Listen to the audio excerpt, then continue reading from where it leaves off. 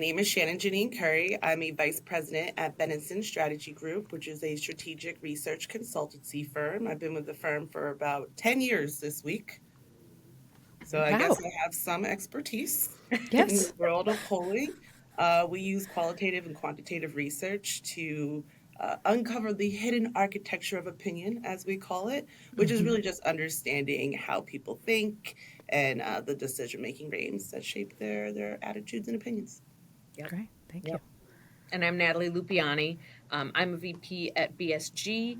Shannon and I have been working together off and on since 2014. I have been in the industry for the past 15 years. And before that, I was a weather forecaster in the Air Force. That Oh is my a gosh. story for another day. A whole other kind of predictions. I couldn't get the predictions out of my system. I had to keep going. We went to trends now. We do Right, trends. right. Yes, that makes sense. I remember once being in a pitch meeting with one of the directors at the company I was working at the time, and he had a slide that was based on the sort of the metaphor of hurricane forecasting. And so this you're pretty sure where it's going to be in an hour, but you're not so sure where it's going to be in 36 hours, right? And so that spread winds up looking on a chart like that's how big the hurricane's going to be, but it's actually just like we're not sure where in this range the eye of it is going to be. Right. Cone of So uncertainty. Right. yeah, the cone of uncertainty, exactly. So he had a whole slide about that. I want to say we were pitching a real estate business for some reason. Anyway, well, thank you so much for talking to me now twice. Very generous. I think one of the things that I'm curious about, one of the reasons I wanted to talk to you both is we've already been talking about on past episodes some public polling results that we've seen. We've talked to David Radloff at Clarity Campaign Labs, and then also Amelia about the use of data analytics for campaigns. But there's a big difference between what we see in public polling as the public, what gets reported on in the media, and what candidates are actually looking at when it comes to polling. So maybe we could just start there, and you can talk through a little bit about what are the differences between public polling and internal polls. There are many. I think, one of the biggest differences is really the methodology to start with. How those polls are accomplished are pretty drastically different. Public polling tends to be done in a manner that can be completed quickly and cheaply. And so that might be an online poll. It might be not the most representative. RDD, it's typically just one mode, and it's a mode that can get done quickly and inexpensively. And public polling is just for that reason a bit less reliable at the outset, right? Just because of the methodology.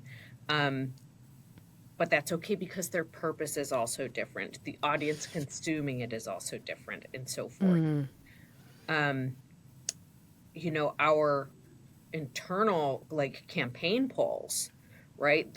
What we do for our political clients are just much different. And Shannon can speak to what she's typically doing for her political clients.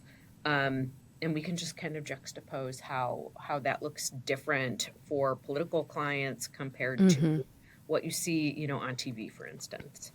Yeah. A lot of issue-based polling, and internal polling is meant for really strategic purposes. It's to really understand your target demographic. It's to fine-tune your messaging and the language that you're using, and ultimately to create a strategy. Ideally, you're using public polling to maybe disseminate internally for your team so that your communications team is using the same language that's on the website, that's using the same language that's in your campaign materials. It's really to find cohesion with a clear and strategic purpose.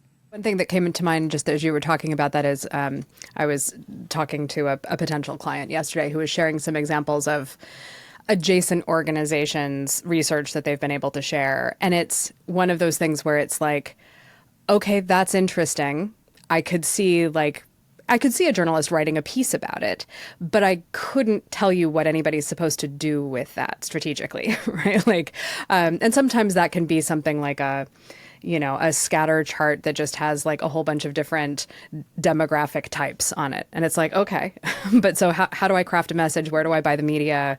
What do I do next? Like all of those things are just sort of not illuminated by that. And I think the kind of strategic application of the research is the to me, probably the most interesting distinction between what public polling is trying to do and what private polling is trying to do. The other example that comes to mind is, I guess, Echelon has now tested twice whether people correctly recognize RFK Jr.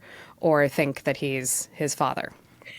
And it's this kind of like the people who are most supportive of him are the least likely to correctly identify him in a picture matchup. And I just thought, I mean, that's funny. It's it's got a little, something to it. It's a little spicy. We can talk about that on a podcast or whatever.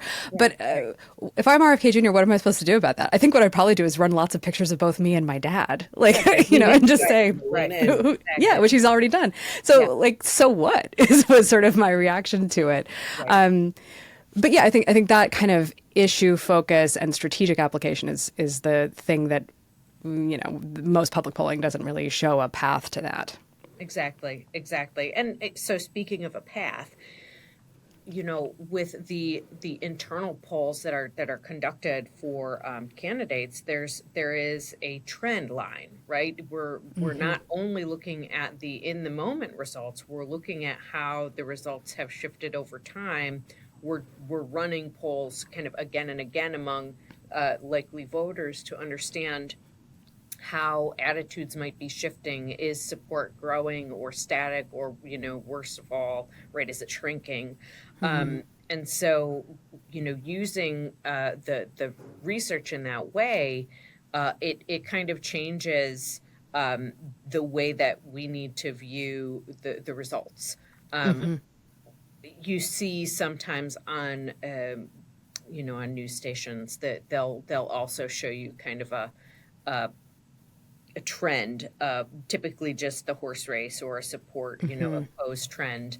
But what we don't typically see in that research, in the public polling, is research behind why that is. Why is that change happening?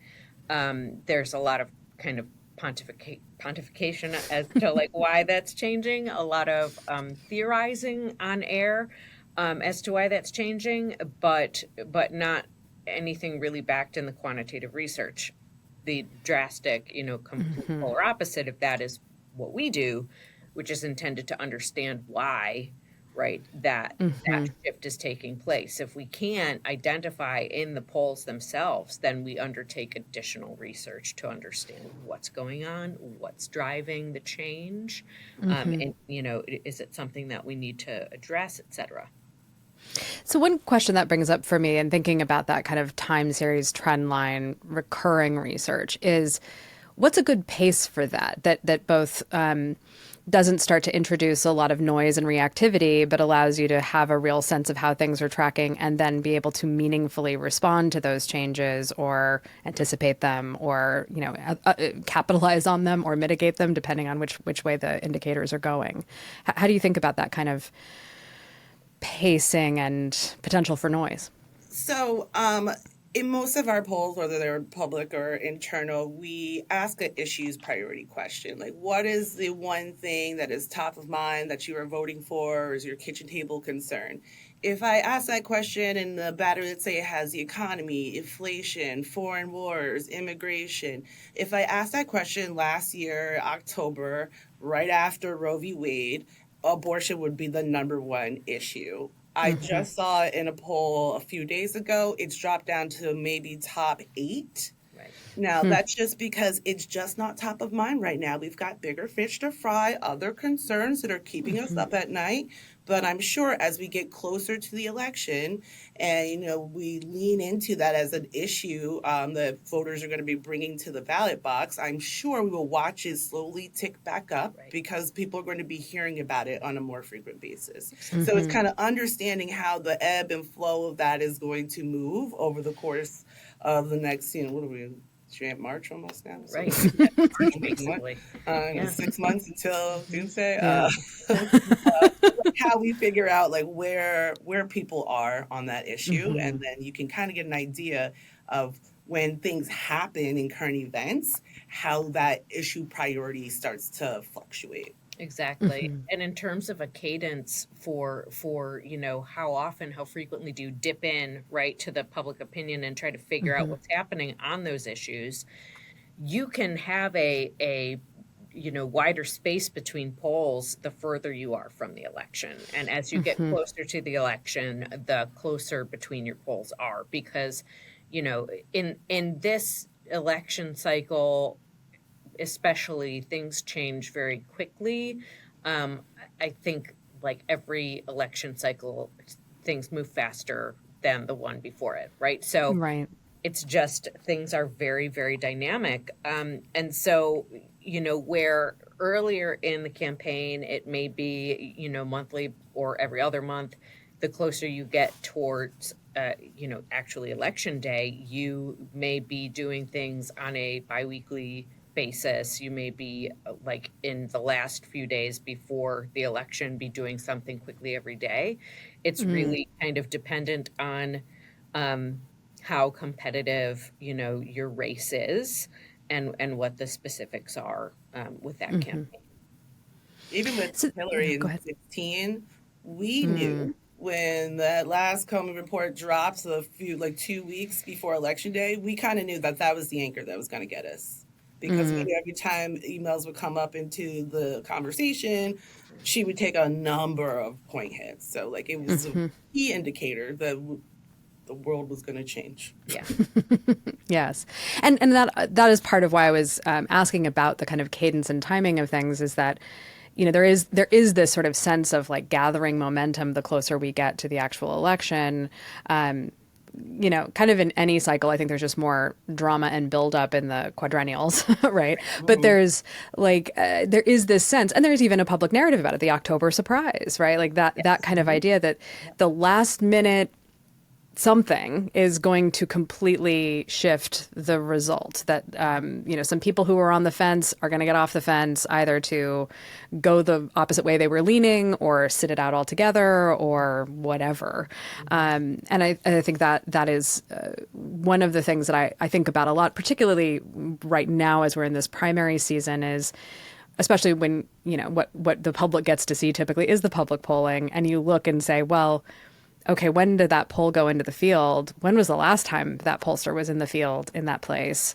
And it's it's been 6 months since they did a poll in that place. So we don't know anything about what happened between here and here. Right. And then obviously you have other issues there. But I think that is that sort of timing thing is very interesting. I imagine this gets very expensive.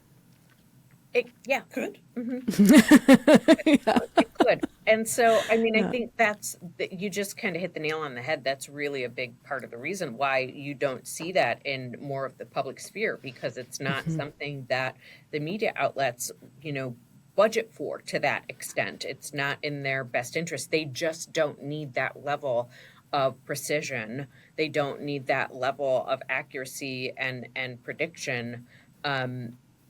They don't have the ROI, right? Yeah. So what they're looking for, what public polling models are designed for, is really to kind of expand reach to the greatest extent possible, right? They're looking for clicks, they're looking for views, they're looking for attention. Catchy headlines. So they're looking for anything that can help them, conduct their business, which is to get people to consume their media. Yeah. And so it's a tool in their tool belt. It's not, without its own agenda. And And so I think that's kind of important for people to just recognize as they're consuming that media that happens to mention polling or focus on polling.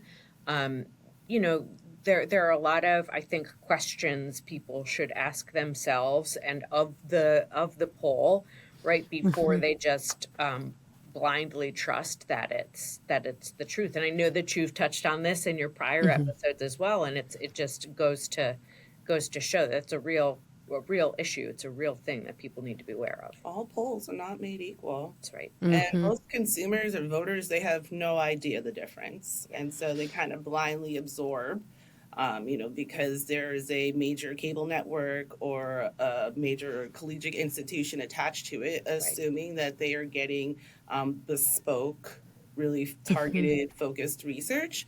Instead, it's, more on the level of, I'm not going to say a survey monkey. They use other things, but the attention to detail to make sure that they're creating a good quality survey is really what kind of differentiates it pretty quickly. That's a really interesting component of it that I think kind of sits there in the background of my mind a lot and was not something I'd really consciously reckoned with until we spoke previously about the idea of, you hear the phrase, it's a New York Times Siena College poll, or it's a whoever Quinnipiac poll or whatever. And that does have this imprimatur of legitimacy because it is a university, and there's sort of a presumption, more or less, that means it's got some sort of academic rigor to it, or that it is in some way nonpartisan. And you pointed out something really interesting last time we talked, Natalie, which was, these are being done by college students, and they, are by definition not particularly experienced pollsters, and are using as inexpensive of tools as they possibly can because they and the New York Times do not have massive budgets for doing this work. It does seem like the New York Times is pouring a little more money into it over the last couple of cycles, but I think that is a thing that I don't know people would pause to think about. And it sort of surprised me when you said it, because I have my own feelings about the Harvard Youth Survey, because I do a lot of stuff about, young consumers. And I don't have high regard for that survey for a variety of reasons. But I hadn't really thought about it in the context of media plus university political polling before.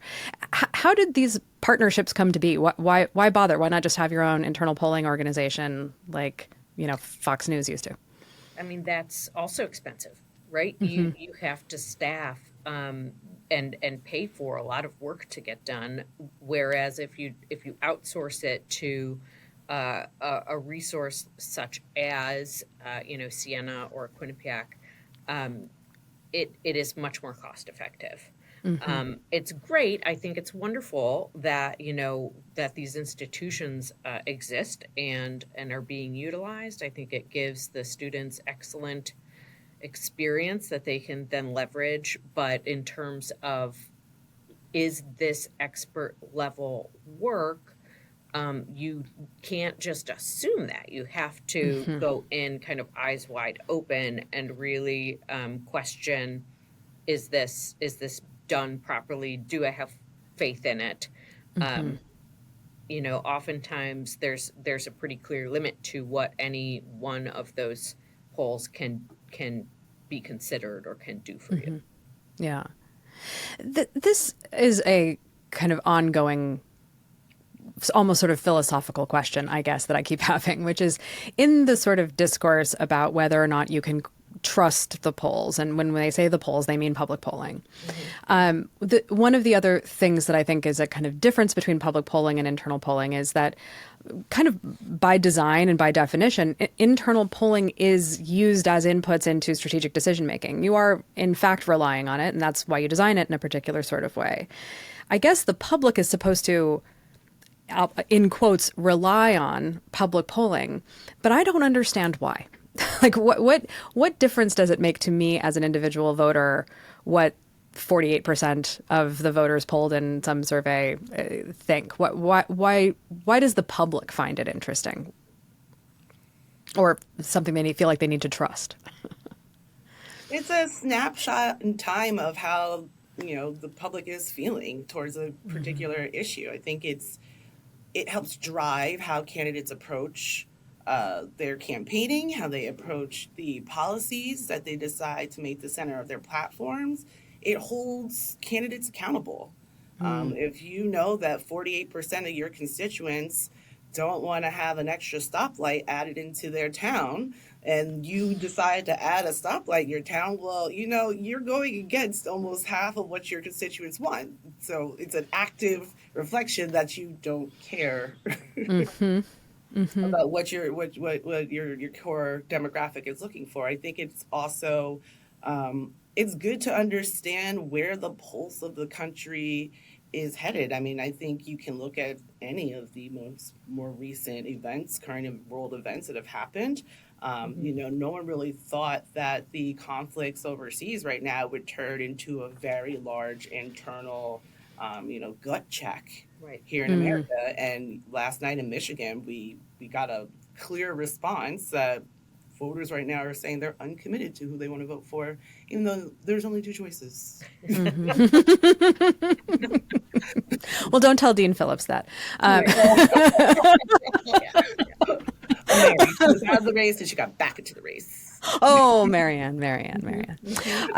This actually, I think, brings me back to something I wanted to ask you about at the start, which is that sort of list of, kind of kitchen table or top of mind voter issues. How do you come up with that list? What is the basis for figuring out what to ask people are their top issues? Well, it's a combination, I think, of the tried and true, right? The things that are just always on voters' minds, and just an awareness of the current events and what has happened, where things are headed, and what decisions are going to have to be made by government, imminently, right, over the next term. So it really is. It really is an exercise in, kind of prioritizing the things that are possibly on voters' minds. But even before we kind of get to that quantitative stage of writing out the issues, we do a lot of qualitative work so that we can kind of hear directly from voters what is on their minds, what is concerning them, what is keeping them up at night, and that feeds into our list, right? There something may pop in a focus group that we didn't think to add to the list, and so we'll add it to the list afterwards. There's also just like a knowledge of current events. Yeah. So, inflation was probably not on the list of priorities maybe let's go back a little bit further, 3 years ago. I have just recently, in the last 3 months, I started, because of what I was seeing in the news, I split immigration out with border security, because those are two separate issues, but they get merged into one. And now, since both our potential nominees are on the border today, I was kind of right calling it out correctly. Yes. It's now a major issue that's going to happen in our campaign. So it's really kind of getting the pulse of what's going on. COVID used to be on that list. It's not anymore. Right. But there's always some basic fundamentals, which are the fundamentals that every human being in America wants: a quality education, quality health care, access to good, affordable housing, gun safety, crime. There's like a low-hanging fruit of all the same things that, across the political aisle, any American could say, I want my kids to be safe in school. Right. And pocketbook issues, right? Yeah, for sure. So this actually does take us into the thing I wanted to ask you about. It is the role of qualitative research. I think the first time I came across Benenson as a name was in now I've forgotten the name of the book, but it was, I think, Dan Balz's book about the 2012 election, and it caught my attention because I'm a qualitative researcher, and I was like, oh, digital diaries, look at that. Like, it's not all Frank Luntz style focus groups or something. Maybe talk a bit about the role of qualitative research and the types of methods that are used. That, I think when we talked before, it's not all sort of standard affinity focus groups, but there's a lot of tools in the toolkit for understanding people's mental models around candidates, parties, issues. So we call those ethnojournals here. And they're It's a better name. It's a better name. way, After you said it last we're time. like branding specialists, like kind of.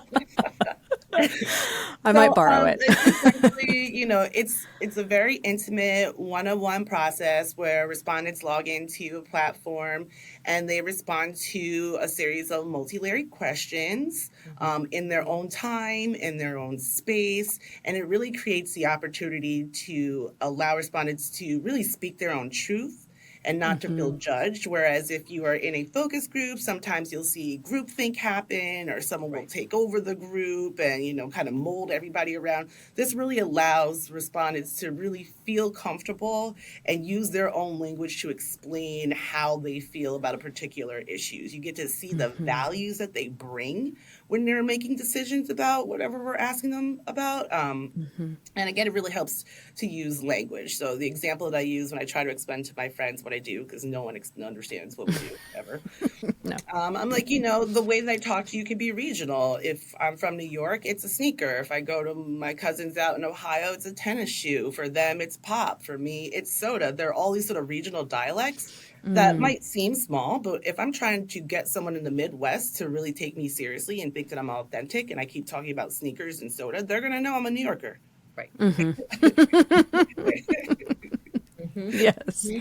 This always makes me think about, when I was doing a lot more kind of in-person focus group and in-person, depth interview work, me and all of my colleagues all had the same kind of, my friend Michelle, I think, called it like the moderator as cipher sort of outfit. It's like unbranded, all black clothing, nothing too fancy. You can't tell by looking at me where I'm from, although I suppose the all black does tip someone off a little bit in other parts of the country. Yes. Like no color, New York. New York. Exactly. Yes. Yeah. But there are also those really interesting sort of techniques of localization that I think is quite interesting. We probably ought to do more of that in our own work. But one of the questions I sometimes get about ethnojournals or just sort of remote research in general is, I think there is kind of hangover points of view of like there's somehow higher quality data when you're physically in person with people versus when something could be kind of unmoderated, not truly unmoderated, but like there's not a live moderator there or it's conducted over a platform like this. I know that that's been kind of evolving over time, both quantitatively and qualitatively in terms of method. How do you think about like the differences in the types of data, let's say, that you collect qualitatively, whether it's an ethnojournal or it's an interview or a group? I think, it's not the case that, an in-person interaction, even if it's, over video, is always better than an asynchronous approach. It's just not the case. But there are different purposes that each methodology is going to serve best or better than others. And so, the ethnojournals, for instance, are excellent for eliciting really deeply personal responses, particularly about subjects that are inherently, sensitive or just personal, right? So that is a great example of something that if you tried to do the same thing in person, you wouldn't do as well. You wouldn't learn in person the same thing that you can learn through the ethnojournals. You're limited by time, you're limited by biases, social desirability, and so forth, even if it's a one-on-one, interview. And frankly, just some things that people have a difficult time saying out loud to another human being versus being able to write it, with an anonymous feeling to your work. So it's just not always the case that in person is better. But there are also, certainly times when the groupness and that kind of groupthink that Shannon was mentioning is actually desirable. Right. And so you want to potentially see how arguments can help people kind of coalesce right around an idea in certain instances, in message development, for instance. You want sometimes to see the dynamic between opposing sides, right? And how different arguments of opposing sides could convince an undecided middle, for instance, right? So something like jury groups may be really helpful to a client who wants to message around a really contentious issue and get people off the fence. So a variety of, qualitative approaches are out there, and it's important to understand what the objective is of the learning exercise to determine the right methodology. Like, I love jury groups, except they are, I don't know, 5-6 hours long. Right. They're like 5 groups in a row.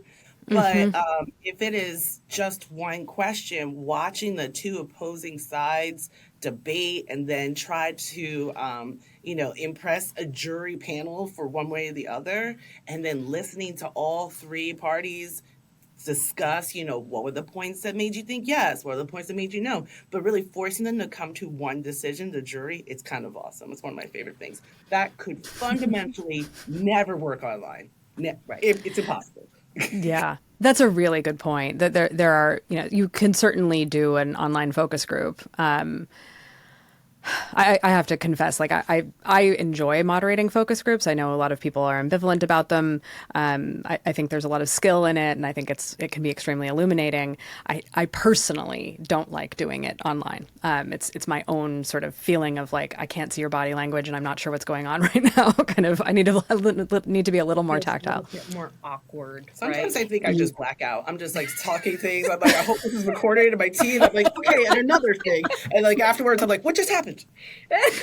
Oh, I may edit this out. I may not. One time I was in London interviewing C-suite folks about enterprise software, and terrible traffic as usual in Oxford Circus. And I came running into the facility, was inexplicably named Wyoming. But anyway, running into the facility, plush carpet on the stairs, and you go down a half a flight of stairs to get into the facility. And I like caught my heel on the carpet and just went down. Oh. And sprained my ankle so badly that I had to stay in London and not go on to Frankfurt and like rest up before I went on to the next leg of my trip. But I spent the whole rest of the afternoon with my foot up on a chair under a bag of ice interviewing CTOs. And I didn't hear a word. I have no idea what they said. I was very glad they recorded it. I just read the questions. It was like, okay, next. Exactly. But, as you're talking about the kind of jury approach, I think that's something that, we don't tend to see that represented in media, right? Like we might see juries represented in media, but not jury groups. Maybe like describe a little bit how they work.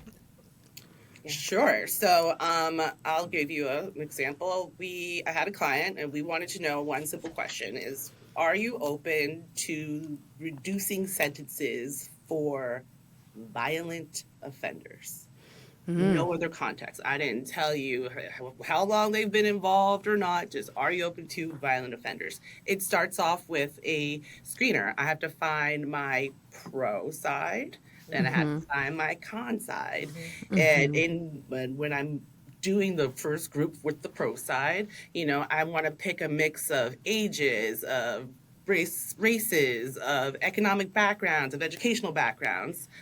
People that maybe are on the fence, they're not pro, they're in the middle. So I can force those people that maybe don't have an opinion. You have to pick a side because I made you the pro side. Same thing with the con side. Maybe I pick people that are a little bit more in between. They're open to criminal justice reform, but maybe not necessarily sentence reduction. Then I have to pick a jury. And the jury, I want really just to be straight up on the fence to a degree, but again, have some type of positive support feeling towards reform in general. Then I give them, each side gets to go in their own little corners, and I'm like, all right, create an argument. I need everybody to talk. I need to be an opening. I need you to have, your 5 points, and somebody needs to close both sides. Watching both sides quietly, and you can't really help. I let them use their phones. So you can get actual research, and maybe I'll give them a fact sheet of a couple of points. But sometimes that's a little weird because you always have more facts for like why you should decarcerate than you have. You're like, it's bad. On the other side. then they come back and I have a real trial. I set up the room, the jury in the middle, and the defense, and the plaintiffs, the attorneys on both sides, and it's an actual trial. Then they go away, the jury deliberates, they come back, and like watching that deliberation process, when again, you just have to say yes or no. You don't get any other caveats here. Watching how other people try to, I guess, enforce their will and their opinions on someone that's like categorically against it. What usually sways people is storytelling. We're like, well, my cousin, they, killed somebody. Right, They've been in jail since they were 13. It's been 50 years. Like, it was an accident. It was violent. And then, like, that'll start to move the needle on the one person where they're like, okay, fine. Yeah. Like, okay, cool. If I tell a story about a small child that, like, killed their sister. But, like, that's the kind of the idea, is to really watch how people break down in their mindset as they're thinking through, like, okay, well, what are the pros and cons? How's this going to impact me? How's this going to impact my community? How's this going to impact families? And that's where you get to see the different kind of messages that you can use when you're going into that next phase of research. Exactly. In the quant, where I'm like, okay, telling a story about so and so will make me be more open to sentence reduction, or giving you facts about things that have happened in the last year will make you more open to it. So Yeah. What's worth again, 6 hours. Yeah. 6 hours is a long time. I mean, intense. Yeah. I mean, we used to do these, not the same, but they would be like 3.5 hour, like creative workshops. And we would frequently, we called them super groups. I don't know why. But you'd have 15 people in there instead of 6. And they would split up into groups, and they might have to, come up with a concept over here, come up with a concept over here, pitch each other and get feedback and questions and that kind of thing. I always loved those.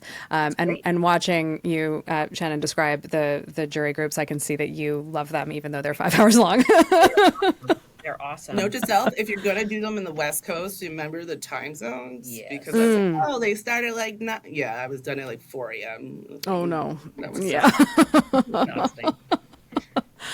But the jury groups that we conduct are really similar, actually, to the mock juries that are conducted for litigation, right? Having also done litigation research prior to BSG, that qualitative research was set up quite similarly, although truer to, the actual case that we were testing. But the thing that made it so effective was, being able to, like Shannon said, really understand what were the specific facts and arguments, right, that actually drove the decision making in the deliberation. Watching the deliberation happen, just watching that conversation among the jury, is so illuminating. Yeah. And really fabulous.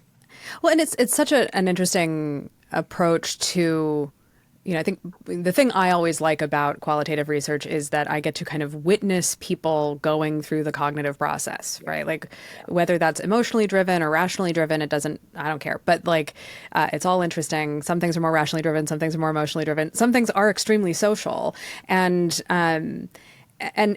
being able to kind of observe that, to stand in witness of that, is incredibly illuminating for then figuring out not just what types of questions to ask, but also how to phrase them, how to order them, so that you're not, suddenly throwing people off of the way they personally puzzle through things, which can have an effect. And I know when we spoke before, there is a lot about that, like, qualitative is, I think all three of us would violently agree, qualitative is essential to writing a really good survey instrument. But once you get to that stage of things, talk a bit about what makes a good quality survey. And I think that, once again, in parallel to the story you just told, Shannon, it starts with the screener, but maybe kind of step through some of the things you guys think about in terms of what makes for a good survey design. Yeah, I mean, so first of all, like, precise language is really essential. You don't want to really leave anything open to interpretation, because if you do, you just don't know the significance of the data that you're collecting. If 3 respondents could interpret a question 3 different ways, then that question really at the end of the day is not useful to you. And you're not measuring what you think you're measuring. The question order is also extremely important. The way that a question is asked in terms of the language, yes, is important, but it also matters what questions came before it, right? The way that questions are arranged in terms of their ordering is really important, because there's always bias. Every question that you're exposed to can and will bias your responses to the questions that follow. And so, you need to consider the objectives of the work, how that bias is likely to work in the survey, and, is it something that you're comfortable with, or do you have to edit to address that? That is, that's you want to build from simple to more complex. If I was, again, we'll use violent offenders as an example, that would not be within the first 5 questions. Right. Yeah. Right. I want to know a little bit more about you. I want to know if you feel safe in your community. I'm going to ask questions about, do you think crime is rising or falling or decreasing, before I start saying, how do you feel about reform? You got to really layer people up, because if when you like Natty said, like, if you put the questions out of order, you can bias the rest of your survey, because people will be like, oh, I know what this survey is about. They're trying to get me to do that. And they're like, instead, I gotta make you feel like, well, don't you want to know about dessert? Right. And something as simple as, how you ask the gender question. Shannon, you talked about this last time we were discussing, the options that you include in your gender question can give away who's asking the question, who's conducting the poll, right? So if you have male, female, if you have man, woman, non-binary, other, transgendered, and I'm giving this poll in Wichita, I'm going to lose probably the conservatives that I wanted to respond to it, because they're like, this liberal pollster here. Right. And then, when we go back, we can tell when we're waiting that we're underrepresenting a large demographic, because we wrote the poll wrong in a certain way. Right, exactly. So you want to think about, do I need to ask gender first here? What options do I need to include at this gender question in this poll? And those are the kinds of considerations in the real world that you have to make.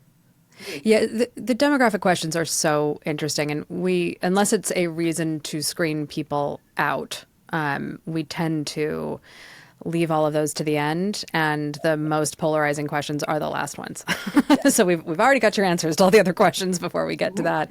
But it's also been really interesting, obviously kind of a relatively accepted practice over time has become to ask, for instance, racial and ethnic identity, also in a kind of 2-parter. So, taking Hispanic as its own question, and then having a second question about, racial and ethnic identities, and allowing people to multi-select, because it's, it's America. Reality, right? It's the reality.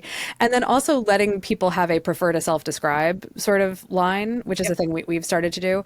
And it's fascinating, because depending on the project, we will occasionally get people who want to argue with us in the open end about whether they are, and I'll just be clear about this, it's always the same argument. It's whether it's white or Caucasian. Interesting. There are some people who feel very strongly that they are Caucasian and they want that word. And then other people feel very strongly that Caucasian is not a thing and that they are white. And I don't know, who knows what's going on there, but it is a thing we have seen over time. And so we have moved those questions to the back of the screener, because for our work, we're almost never screening on racial identities. But we want to know, we want to have a representative sample, but we can sort that out at the end of the survey instead of at the beginning. Are there other things that you think about? We do a lot of masked recruiting, where it's unclear who the client is, just to prevent, I don't know, fanboys and fangirls from hopping in, or people who really hate it from hopping in. And bias again, right? And biasing it again. And so how do you guys approach that? I mean, it sounds like there's a lot of things you consider about giving away region, party, et cetera, too early in the process. Yeah, we or at all? most of our studies are blinded. Mm-hmm. There are very few instances where we will reveal who is paying for the work. Mm-hmm. Um, and, typically we are only doing that if we are positive that there's a good reason to Mm-hmm. do so, such as, we won't get people to respond otherwise, or, this is a very Mm-hmm. finite audience. It's a user, Mm-hmm. it's a client, customer survey, Right. something of that nature. Um, but the vast majority of the time, it is a blinded survey, Mm-hmm. um, and it's BSG doing the survey Mm-hmm. and doing the research, and we don't reveal typically who the client is. Mm-hmm. So one of the other things we talked about last time that, as I'm thinking about screening, and also thinking a little bit about your comment about Michigan and uncommitteds, is also undecideds, which is something I think last time we spoke, Natalie, you pointed out that there's just not a lot done, certainly in the public polling, to Right. understand the undecided voter. And maybe you could talk a little bit about how you think about undecideds, how, if you were to give them advice on how to try to understand undecideds in their public polling, what would be the things you'd want to know as a in this role as a kind of consumer of public polling? Well, I mean, in the public polling, there are a couple of things that I think are really interesting. The undecideds and the people who say that they just aren't going to vote, right? I Mm-hmm. think there are two separate issues there. One is, okay, I don't, if they're not going to vote, I don't care what they think in this poll. That's not helping me, right? Right. They're not going to affect the outcome, so it doesn't make sense to include them in the poll to begin with. Mm-hmm. But many, maybe the majority of public polls do include those folks that say, I didn't vote last time, I'm not going to vote this time, and it's usually about 20% of the sample, which makes sense because about 80% of the public, right, at most, is going to go vote. Right.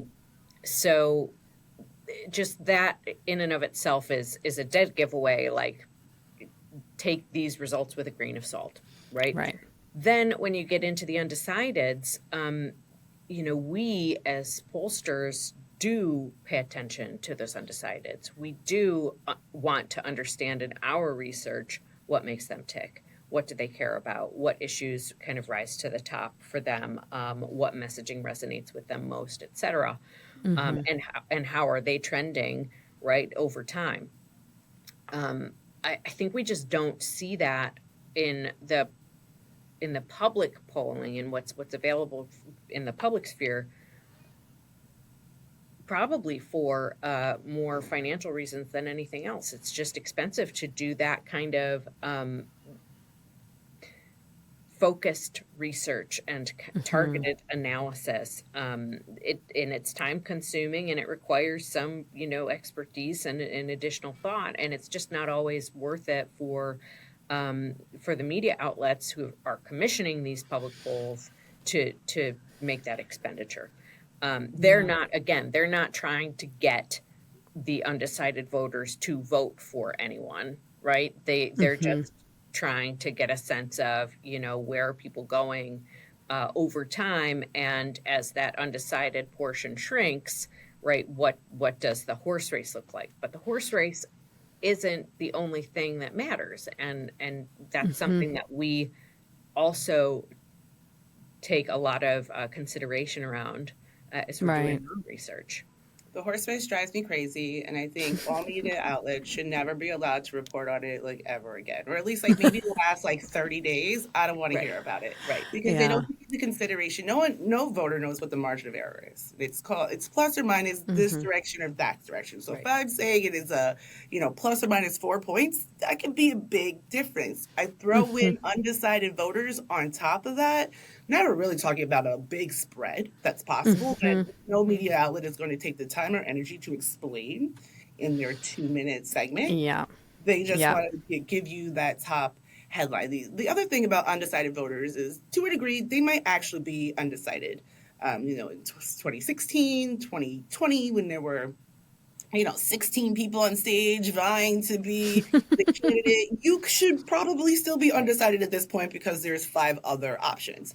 Right. There's not 5 other options today. We know who our options are going to be. And this uncommitted, undecided vote could be they're genuinely undecided or unhappy about the current situation.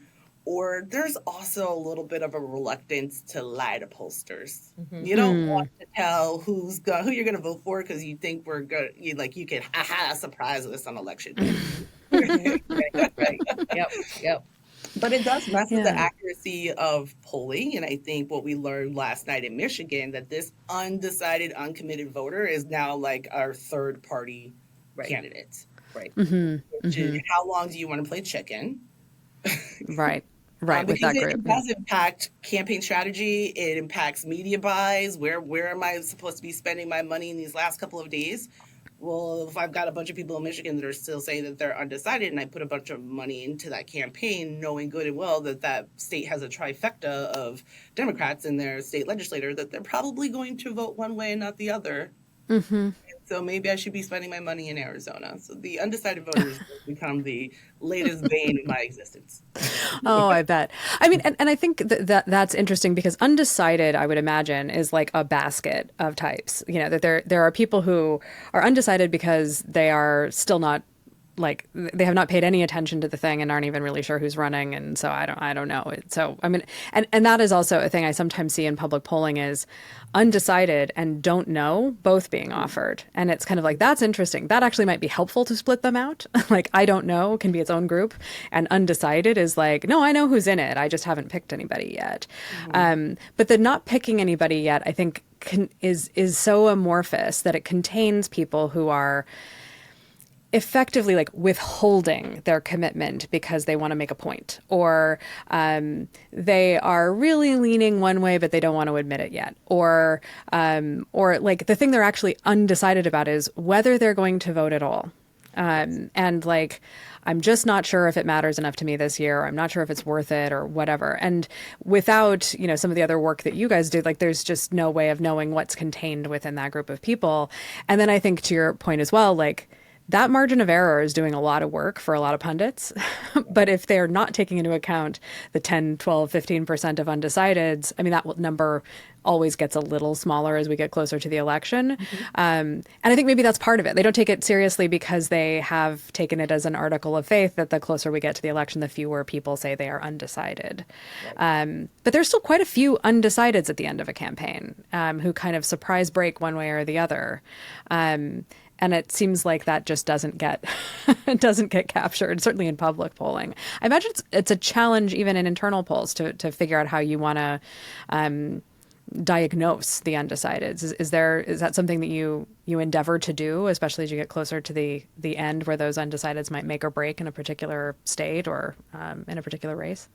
Well, I think you can kind of gauge by some of the other questions that you asked, right? I could tell you might be undecided today. But you voted in 18, you voted in 22, you voted in midterm elections. I'm gonna guess you're gonna vote in this presidential. Right. So like I can look at your voter file and be like, okay, you voted every single time. You're even voting in school board elections. Right? Say you're undecided today, but I'm pretty sure you're just saying that because you're mad about something. That's okay. That's okay. That's totally okay. Yes. But you're clearly going to vote. Right. Now, if I see things, I actually just had a client ask me about unlikely voters, and I was like, but why? But just to see if a particular issue could move an unlikely voter to a likely voter. Right. Yeah. But like, was it worth going into those nuances? Probably not that much. But there are some differences in the response to things. That's an interesting one because I think there has been this story that, one of the secrets to Trump's success in 2016 was turning unlikely voters into likely voters. And I haven't done enough of a dive to know whether I think that's really what was going on there or if they were just sort of infrequent voters becoming committed to actually voting in that cycle, or net new voters, people who hadn't registered before. But I feel like that is a thing I see a lot about is it's the unlikelies that you got to figure out because they'll surprise you every time. You can't model them. But, in terms of like planning the use of resources, it makes sense to kind of deprioritize people who say, I'm just not going to vote. All right, that's all we need to know. Because in the final count, we're not going to do a tally up of Biden, Trump didn't vote. The didn't vote group doesn't get any electors. Exactly. Yeah. As we wrap up, I'm just curious if you have any other, this is sort of a question I've asked everyone I've interviewed up to this point. Any other pet peeves about the public discourse around polling that you'd like to get off your chest? Yes. So, I think what bothers me about the public polling is kind of a lack of transparency.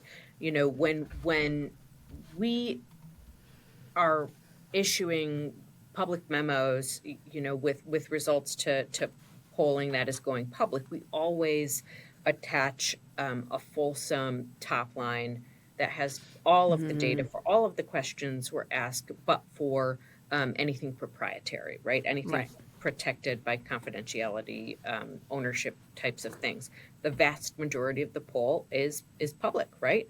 And publicly available. We don't make any effort to hide anything, and we describe in some detail the methodology that we use to collect that data. The same is not true of public polls. You have to dig for that information, and when you find it, I find often, even in a set of crosstabs where I can see how men voted, women voted, I can see how different party IDs voted, I can see how different ethnicities voted. It's like that one question. You don't see the responses to those banners in the crosstabs in the tables. I can't see the data for the questions, right? I can't see, I can see how Democrats responded to the other questions. I can see how Republicans responded to the other questions, but I can't see how many Democrats and Republicans you have in your poll. I can't see if your sample is balanced. I can't see if this poll is worth paying any attention to, or if this is completely unrepresentative. And that feels to me very disingenuous and misleading, even if it's not. Even if it was a well-balanced poll, I don't know that. And so I'm making the assumption that something is being hidden. That's me as a consumer of polling. But I think, certainly the average person isn't exactly that same way. They do take it at face value. I can't stand the cherry picking of data. Yeah. Yes.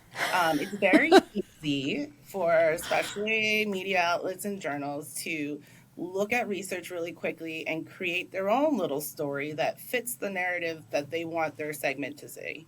And, if we're going to say that the country is right track and wrong track, and we're talking on, a conservative news platform, well, then I'm going to really lean into, 74% of the country say it's on the wrong track. Yeah. Well, if I look at that 74%, guess who's driving that number? It's not Republicans. It's not Democrats. It's not independents. It's actually being driven by Republicans. And so the ability to kind of pick pieces. Now, is it wrong? No.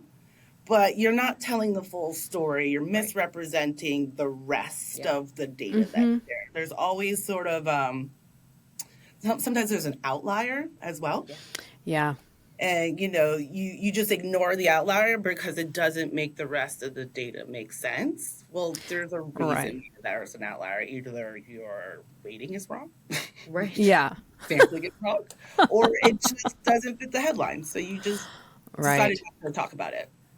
Yeah, I think that one is, well, all of those are things that drive me nuts. But there's also that kind of, covering multiple questions, sometimes multiple questions across multiple surveys, which also drives me a little nuts because now you're comparing lots of different things that are not that similar.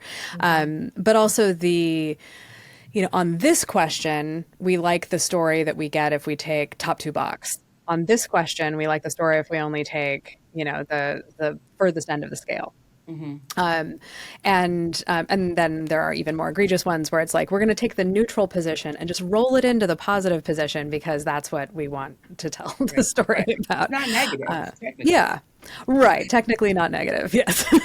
We literally just had this conversation with a client the other day about kind of somewhat interested as a statement in the scale, and they wanted to include the somewhat interested, and I was like, no, because in this context somewhat means not really, very at all. And so they're not going to have anything to say about this. And we went back and forth on it, and the thing I wound up doing, in all honesty, was saying, you can keep it because I know they will screen out some other way. Like, I know that they will reveal themselves to be totally disinterested in this category later on. I have other questions that will reveal this to me. But that kind of cherry picking is, I think, extremely frustrating. And I think one of the problems is because they're not transparent about any of those things, base sizes, margin of error, like structure of the question. Sometimes it's hard to get, like, you'll get the bar chart that gives you the result, but you can't get the question. Like, like, at least on, TV is more typical for doing that sort of thing, where it's like, I don't know what you asked them. They said that they feel this way, but what was the question? All of that kind of lack of transparency, I think, does make it feel like, well, you can get a poll to say anything. And even if that's not what the actual pollster did, they were doing their best with the resources they had. The way that it then gets presented to us all is not particularly confidence inspiring. And if you know a little, it gets really dangerous. I mean, you definitely have Redditors out there who would have you believe that no survey with fewer than 1,000 respondents is representative, and all of those guys think they know what statistical significance means, but they don't. Those kinds of things happen all the time as well. What if you were to give some advice then to an average person watching coverage of public polling? What would you advise them to do in order to kind of keep their head on straight and not get too worked up one way or the other? Ignore the polls as a favorite one, but I don't know if you have something else that you would offer as a way to encounter polls in a more meaningful way. Yeah, I do your due diligence, right? Like, click on the link, look for the top line, look for the link to the data. See what you can see in that data that tells you who took the poll, right? And if you cannot find, a layout of the gender, age, party ID, and region from which people were responding, then maybe don't put too much faith in that poll. Yeah. Consider the source, where it's coming from. These media outlets, they are getting paid for the clickbait, and they are going to want to give the best clickbait to who they know is watching. And just to be mindful of that. If I am on CNN and I'm telling you that, Republicans are horrible, and you look down and it says, based on a survey with 1,000 Democrats, well, you're like, okay, I saw what you did. Yeah. I think your average voter isn't going to really have time to think about the crosstabs. I mean, that's what we first immediately go to. And so just check your sources. Try more than one place. I mean, not everyone is, if you can find the sort of same topic across multiple platforms in the same range, then that's probably what the true American sentiment is right now. If if this poll is the only one that's saying this and you can't find anywhere else, there's probably something cherry picked or wrong about the survey, and it's really there just to get eyeballs and views. Yeah. If something seems wrong, it probably is. Probably is. Yeah. Yeah, there's nothing quite like horse sense, right? Like, there's just sort of a certain kind of that doesn't pass the smell test, and I think that's when you're in awash in all the information that we are awash in these days, and when trust is low in general for media sources. I think it's it operates in really strange ways. Like, trust is low, but I believe everything I see is a thing that you can have both of those feelings at the same time, and so it's a question I continue to wrestle with, which is. I don't know why you would, as an ordinary voter, want to, quote unquote, rely on a poll. Like, it's interesting. It gives you a sense of, if you're someone more likely to be activated, like, oh, maybe I should get activated so I can turn something around. Or, I suppose the other thing is there's some sort of bandwagon effect of like, this candidate looks like it's the most successful one, so I'm going to get on board with that one because it looks like everyone else thinks they're going to win. And so, pick the winning horse kind of a move. But apart from that, like you can't trust the polls kind of narrative seems to be really out there. And I just keep wondering why people feel like they need to trust the polls as opposed to just finding them interesting. Right. Like, unless you're going to personally do something with them, I don't know why it matters so much. I say as someone who makes her living doing research, but nevertheless, I really appreciate you both taking the time to talk through all of this with me, and I hope we get to do it again. Yes. We'd love to. I was like, let's talk trauma in November, December, yeah? Yeah. Yeah. No, let's do debrief. Okay. Oh my gosh. I don't know if I might not make it that long. Crosstabs is hosted by me, Farrah Bostic, with Paul Soldera. Production by The Difference Engine and edited by me. Music from Audio Jungle by S Audio. Find us at crosstabspodcast.com, where you can subscribe to our weekly newsletter and find out immediately when new episodes drop. Tell your friends about the show, subscribe on your favorite podcast service, drop us a note if you have any questions about poll design or sampling or weighting or anything else, and we'll see you next time.